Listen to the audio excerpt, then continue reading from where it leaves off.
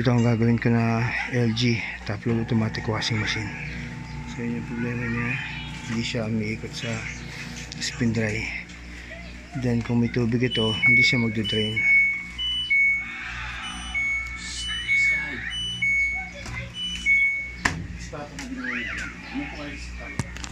Kaya umiikot lang yung pinaka-pulsator niya.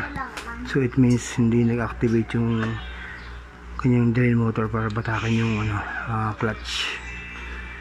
So hindi rin ito magdi-drain kung may tubig ito.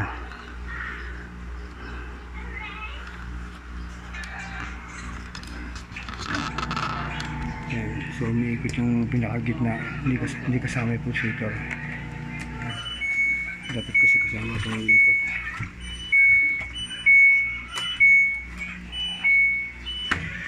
So gagawin ko na siya mamaya pa nito.